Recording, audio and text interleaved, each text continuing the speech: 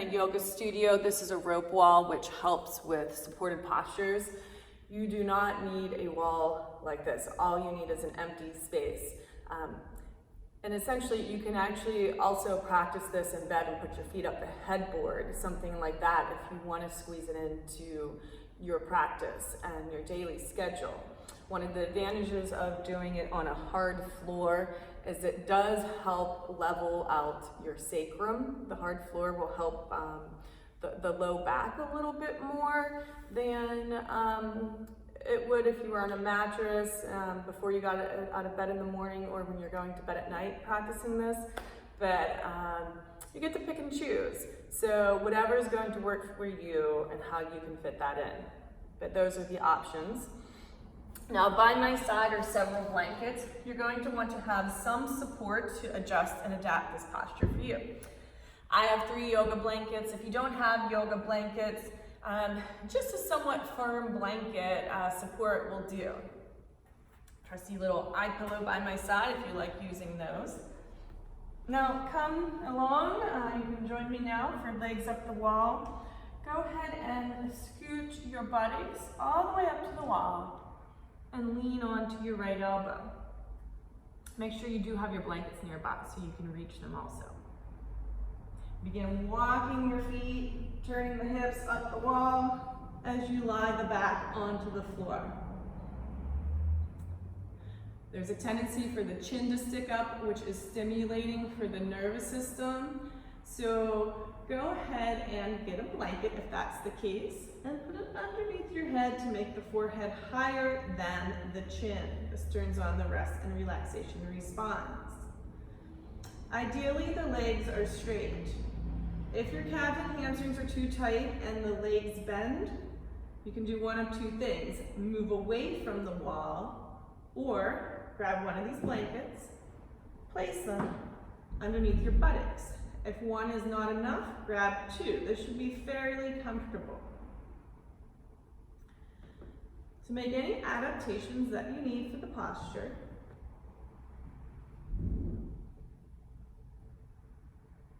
Since this is a restorative sequence, we're not going to look at actions in the leg for this pose.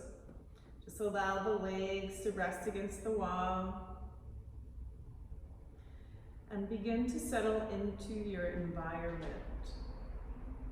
Simply feeling what is felt in your body right now, what's most felt.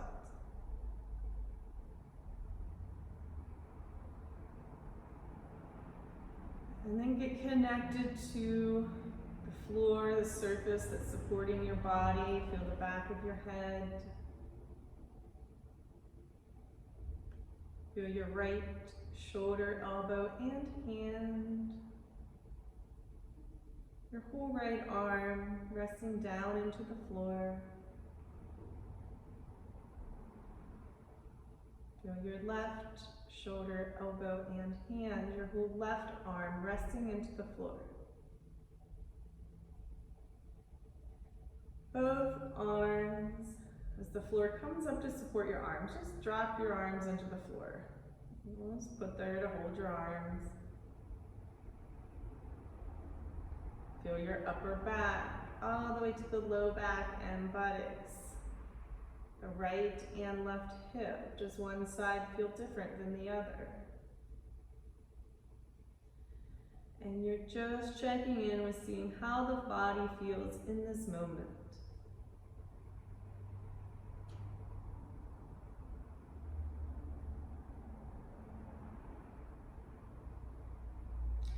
You can stay here for several minutes, all the way up to 7 to 10 minutes. You may have to work your way up to that amount of time because of circulation in the legs and a tingling in the legs. So at any point, you can bring the legs down. We're going to move to bound angle, feet together, knees wide. Bound angle posture. Feel the inner grind, the shape of this posture. Notice what comes up in the body, what feels tight or open. Just checking in. And since this is restorative, we're not going to incorporate the actions in this pose. You're just allowing the hips to open. the legs start shaking, that's okay. A lot of times tension is stored in the psoas and in the hips. So that's just a releasing of that tension. If that is too intense for you, you can go ahead and bring your hands to your knees and bring the knees into the chest. Rest for a moment. Otherwise, you're going to stay in this posture for another half a minute here, breathing deeply into your side ribs on the inhale. Nice long exhale.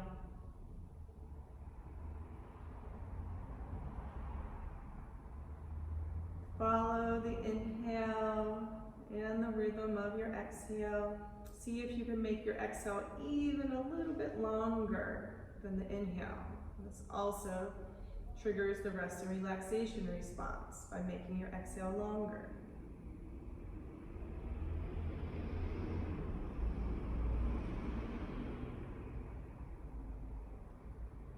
Go ahead now and take your hands to the outside of your knees. Bring the knees together.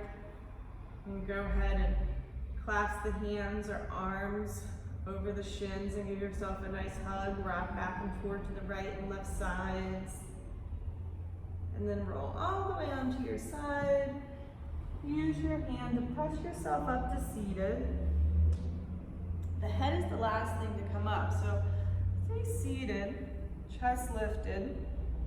The palms can help with this. Take the palms together, thumbs lift the sternum. And then the head is the last thing to come up. And just take a moment to check in. Notice the effects of the posture on the body, your breath, blood pressure, dizziness, anything like that. Just kind of check in and settle back, root back into the floor. Feel your buttocks on the floor.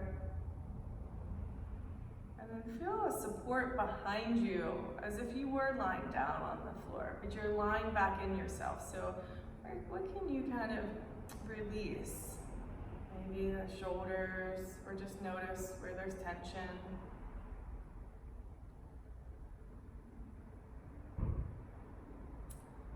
And that's just a short legs up the wall with a hip opener series that you can practice for whatever length of time that you want to add.